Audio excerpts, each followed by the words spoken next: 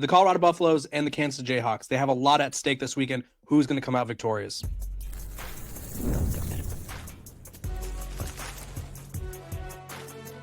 You are Locked On College Crossover, part of the Locked On Podcast Network. Your team every day.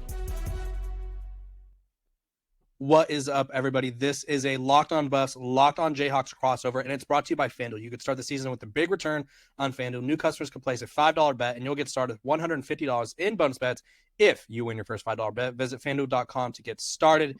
I'm Kevin Borba. This is Derek Johnson, and I'm Locked On Buffs. He's Locked On Jayhawks, and we're going to be talking about one of the biggest matchups in the Big 12 this weekend.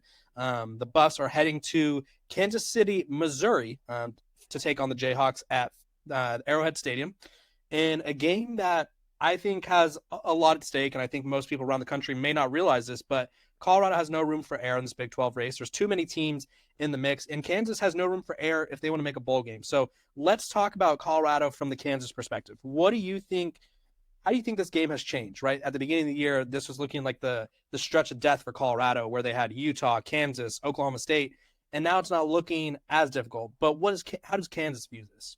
Yeah, I mean, at the beginning of the year, too, like this almost looked like BYU was thought to be maybe 5-6 win team last week. Then Colorado, it was like the over-under win total, I think, was 6.5. And then Baylor was thought, maybe Dave Aranda would be fired by the time you played them next week. And now it's like, no, Baylor's good. Colorado's a college football playoff contender. And BYU was undefeated when you had to play them. So things have certainly changed. It felt like there were some similarities with this year's Colorado team to last year's team at the beginning of the year. I mean, you have the close win with North Dakota State, the 18-point loss to Nebraska, where it just looked like they were out-physicaled. And I don't understand what has happened to Nebraska and Colorado since then. I don't know what the big difference has been, but it has been everything for both of those teams. And I've been super impressed with Colorado to this point, and I think they'd be a deserving Big 12 champion. Obviously, they got to finish it out and everything. But I think it's just in a league where a lot of the teams are very close together, right? I mean, we've seen that with Kansas winning these last 2 weeks,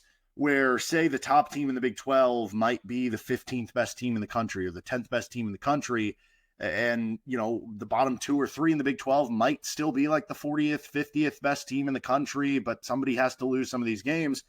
You see a situation where Colorado is set up for it in a real way, because I say all the time, like a lot of times the one-score games are going to go to who has the advantage at coach and quarterback. And with Colorado, you're going to feel good about both of those things. But I think the biggest thing I've been impressed with from last year to this year, it has to be the defense.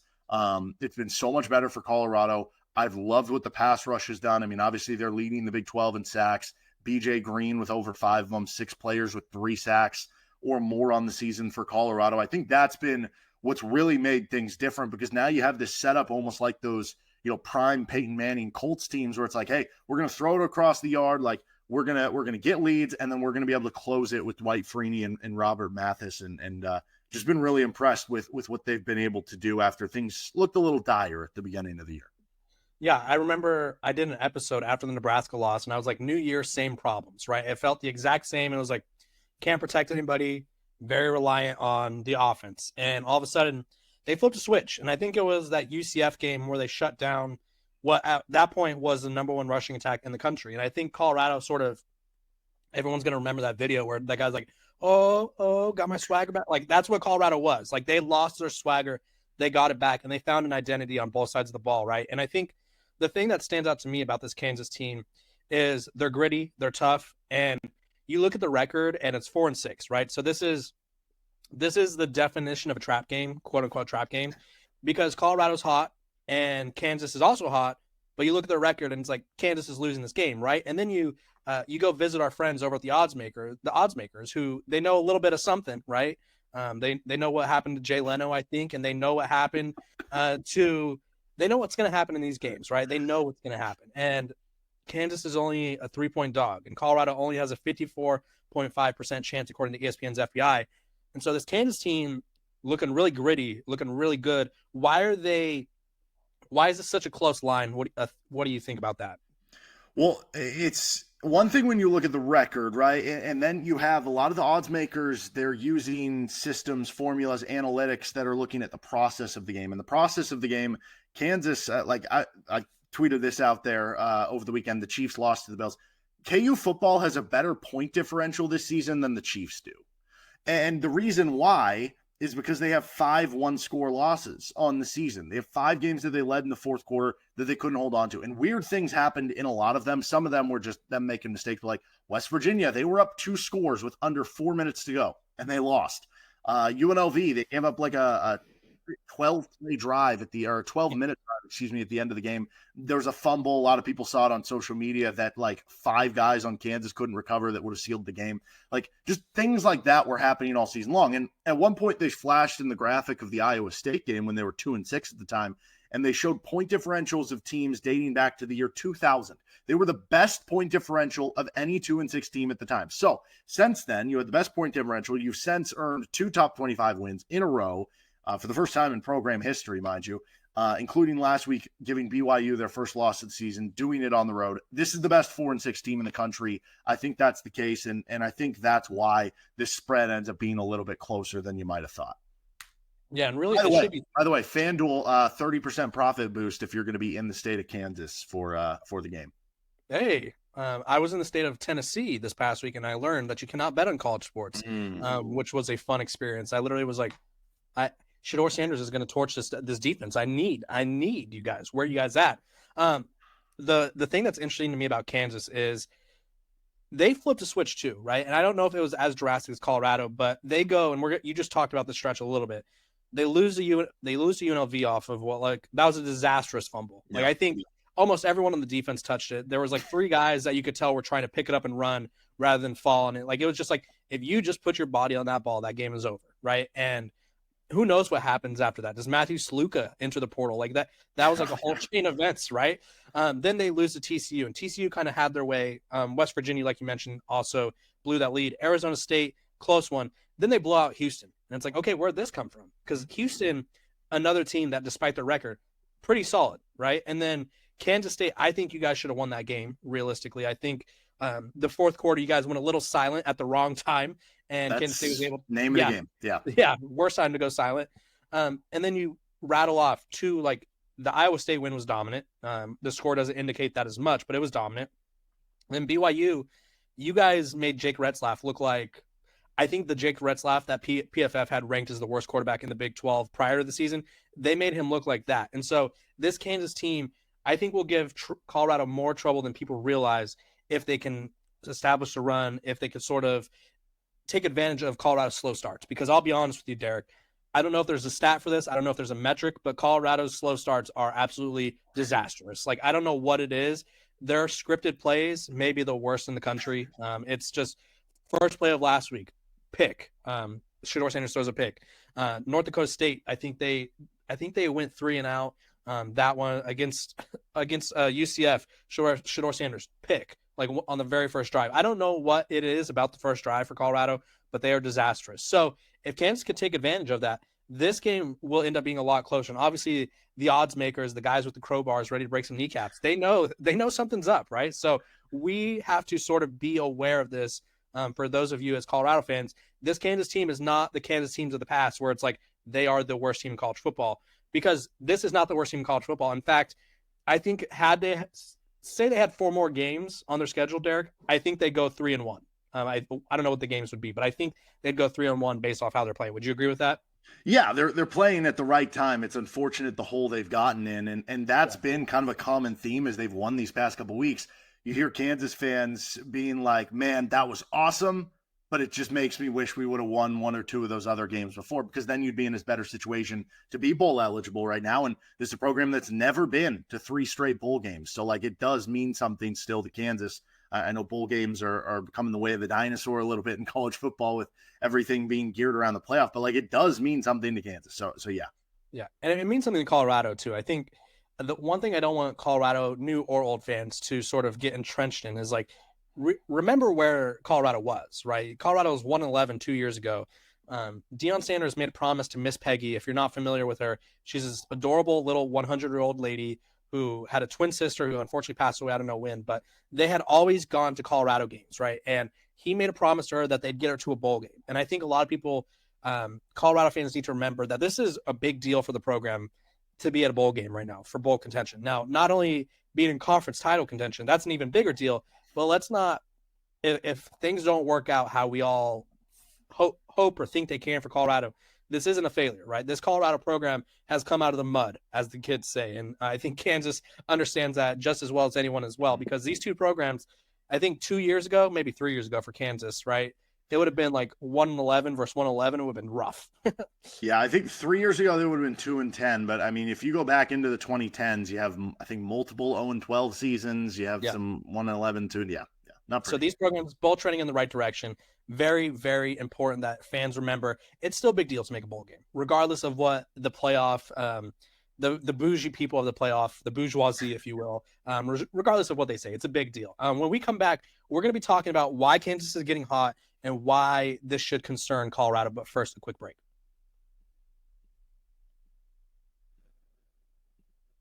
This episode of Locked on Buffs and Locked on Jayhawks is brought to you by Prize Picks. Let me tell you about Prize Picks. This is the best and most fun way to win money. It's a real place that you should go check out right now. With over 10 million members and billions of dollars in awarded winnings, Prize Picks has made daily fantasy sports accessible to all. You can just pick more or less on at least 2 players for a shot to win up to 100 times your cash. Run your game all season long on Prize Picks. You can now win up to 100 times your money on Prize Picks with as little as 4 correct picks. Sign up today and get $50 instantly when you play $5. You don't even need to win to receive that $50 bonus. It's guaranteed. Prize Picks also offers weekly promotions that can lead to huge payouts like Taco Tuesday. Each Tuesday, Prize Picks discounts select players' projections up to 25% to provide even more value for your lineup. So if you want to get in on this action, download the app today and use code LOCKEDONCollege to get $50 off, or to get $50 instantly, after you play your first $5 lineup. Again, download the app today and use code LOCKEDONCollege. It's LOCKEDONCOLLEGE to get $50 after you play your first $5 lineup. Prize Picks, run your game.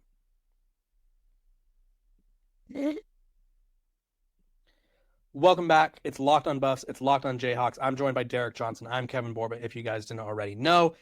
KU's getting hot, Derek. I don't know what happened. I don't know if they maybe had a little come to Jesus moment. I don't know if Lance Leipold pulled off a great speech in the locker room. Why are they hot, and why is it now? Well, they figured out the quarterback position. They figured out really the play calling. Early in the season, new offense coordinator Jeff Grimes, they were struggling to find the rhythm, and it didn't help that Jalon Daniels threw a bunch of interceptions. I mean, he was leading the Big 12 in interceptions. He was leading the country in interceptions through the first, I think, 3 or 4 weeks of the season. Since then, Jalon Daniels has looked like the guy we were used to from the 2 previous seasons, where it was never a question about the performance. It was just a question about staying healthy. And he has been awesome for KU these past, I guess, really 4, maybe 5 games. Like the Arizona State game, he was good. The Kansas State game, he was good enough to nearly win the game. Obviously, he had the tough fumble at the end, but the Houston game, he was good. So I guess like 5 games in a row now, he's looked like that guy. That's a huge difference for this team, because all the way along, even when they were losing games, they were still running the ball well. They were still, the defense isn't, it's not a top 5 defense in the conference, but it's been improved from where it has been over the last year and the year before.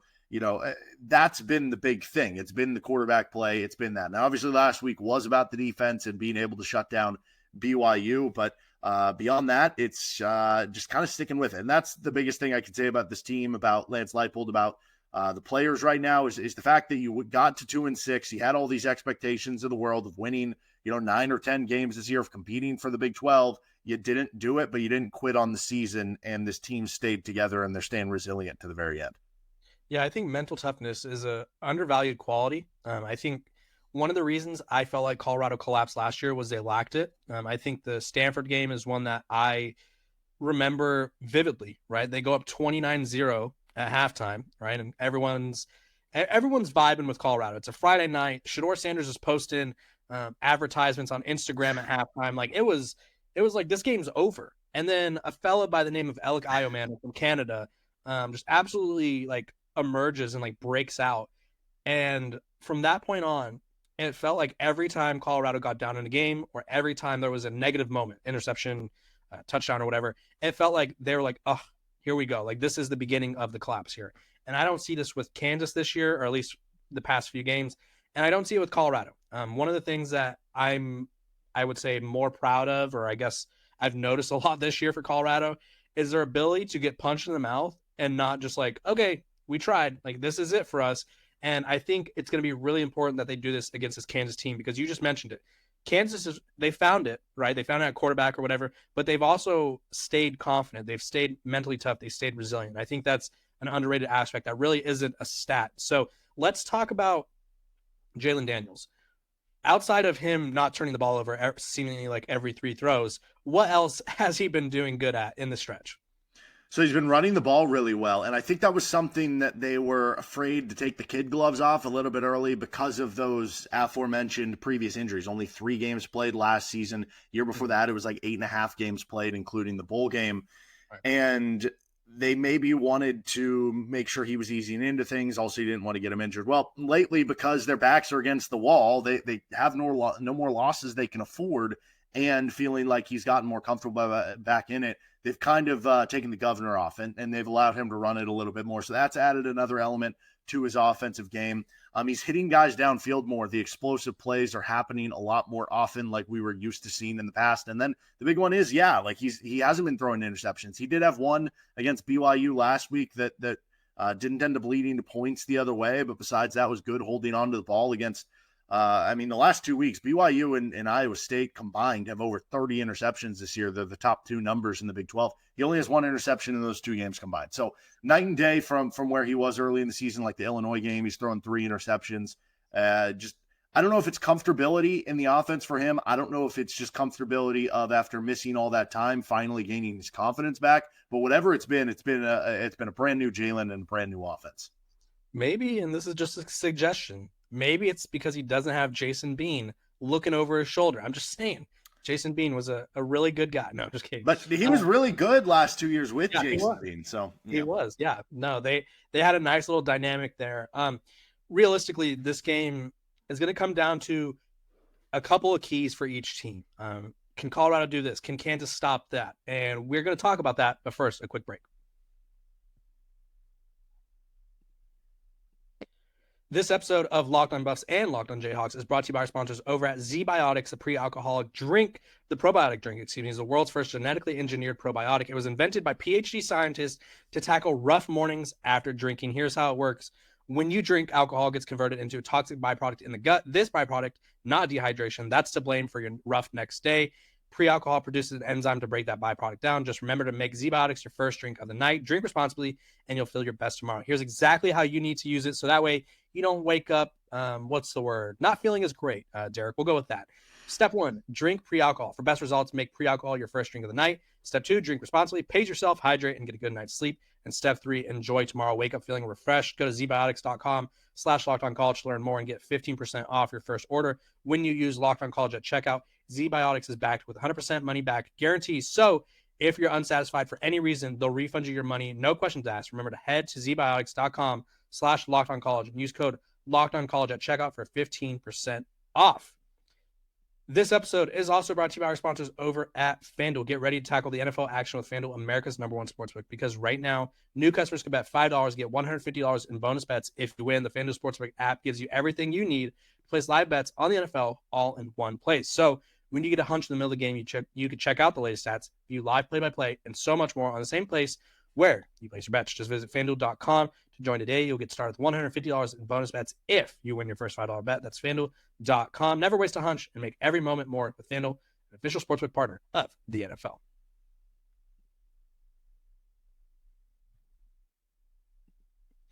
Okay, Derek, this is Locked On Buffs. It's Locked On Jayhawks. They're squaring off on Saturday. Let me give you the rundown of what you need to know weather-wise, time-wise. Kicking off at 3:30 Eastern. Obviously, we already talked about it. Colorado 3-point favorites. They opened as 2.5-point favorites, so clearly there's a half-point advantage now. I don't know where it came from, but sure, we'll pretend that matters. Colorado 54.5% chance of winning. Game time weather, it's looking a little cloudy. 58 degrees is what the weather projection is. What is a key to victory for Kansas? Well, can you pressure Shedeur Sanders without blitzing? So Sanders averaging over 9 yards per throw against the blitz this year. It's slightly under 8 when he's not blitzed. And you need that extra coverage to be back because those receivers are really good players. The thing for Kansas, they haven't been a great pass rush team this season. They've been better at the defensive tackle spot than they have at defensive end. Now, their top two pass rushers are at defensive end. But consistently, I like the defense tackle spot a little bit better. Good news is you look at PFF grades, Colorado's offensive line a little weaker on the interior than it would be on the exterior. So maybe that's something good for Kansas here. But you have to be able to get to the quarterback and hit him without being able to blitz. Because one, they aren't always consistent in wanting to blitz. But two, if you end up having to blitz because you're not getting pressure, one, then that becomes a little bit more predictable. And two, then all of a sudden it's kind of a 50-50 over is Shedeur Sanders just going to go for like 400 yards, 500 yards or something like that? Like that's kind of the scare in this one if you end up being in that situation. I think on the offensive end of the ball, got to establish the run. Colorado's actually been pretty good against the run so far this season. They're giving up under 4 yards per carry. You do go back to the Kansas State game, though, which was the one loss for Colorado. DJ Giddens had over 180 yards rushing. Devin Neal is an awesome running back. He's celebrating senior day. He's the local Lawrence kid who is the all-time career rusher for KU. Go out and have a big game. Give him 25, 30 carries, possess the football, keep the Colorado offense off the field, try to get 200 yards, whatever it takes, run the ball, and try to keep that other offense off the field and grind things out. So those are the keys for Kansas winning the game. I'll talk about the keys for Colorado winning the game. For starters, I think the defense needs to make this a Jalon Daniels game where it's no Devin Neal, right? If Devin Neal gets going, that's where we've seen Colorado struggle. In their 2 losses, both teams were able to run the ball, right? And obviously they've dramatically improved after both those games, but still any day in the Big 12, anything can happen. So take Devin Neal out of this game and make Jalon Daniels beat Travis Hunter, right? Beat DJ McKinney, Preston Hodge. I think Colorado arguably has one of the better secondaries in college football right now, headlined by Travis Hunter, and make it so Daniels has to beat you with his arm. I'm not saying he can't, but that's not his game, right? He's not a guy who could solely beat you just airing that thing out. And if this turns into a Shedeur Sanders versus Jalon Daniels shootout, I personally would trust Shedeur Sanders. That's kind of like the situation that he thrives in the most. And then offensively, you got to protect Shedeur Sanders. That's always a must. He's still getting sacked a lot. It has improved, and some of the sacks are actually his fault. I think it's been, I want to say the last 3 games, PFF has credited him with more sacks or as many sacks in the offensive line, where it's just him holding the ball too long and not getting rid of it. So Shedeur needs to protect himself. The offensive line needs to protect him as well. And I think Colorado has a chance to win this game. Derek, before we go, do you have a bold prediction for this game? Man, bold prediction for this game. I'll say somebody gets a pick 6. How about that? Ooh, I like that doesn't always happen every game, but there's a lot of guys who can do it. Like, right, Travis Hunter can obviously do it, right? Cobee Bryant, Mello Dotson, we've seen them do it multiple times each throughout their career. So I'll say somebody gets a pick 6. But beyond that, I think what's interesting is Colorado, I was looking, Shedeur Sanders completing 83% of his passes over the middle of the field. That is really good. And Kansas struggles the most defensively guarding the pass over the middle of the field. But of Shedeur Sanders' 7 interceptions, 6 of them are interceptions over the middle. So maybe it's a linebacker getting a pick 6 or something for Kansas. Maybe it's Jalon Daniels having one of those old interception issues and they get pick 6. I'll say somebody has a pick 6 in this one. I'm going to go, and obviously the spread may not make this as bold, but I think this comes down to the final possession. And it feels bold in the sense that Colorado has won their past, I think, 4 games by double digits. They've been hot. They've been blowing teams out. Even the Texas Tech game, it was a little close at the end there, but the game wasn't that close in the second half. Colorado had taken over. So I think it comes down to the final possession. I think this game is going to be uncomfortably close for Colorado, and I don't know what's going to happen. I don't have the crystal ball in front of me, but I know it's going to be a great game. Derek, I appreciate you for doing this. I appreciate you for crossing over with me. This has been Locked On Buffs and Locked On Jayhawks. Make us your first listen wherever you get your podcast. Make sure to like, subscribe, and follow. And we will see you guys during our live reaction shows on Saturday or Sunday, depending on when Derek does his. But we appreciate you guys and all the support that you give us, and we will see you guys tomorrow.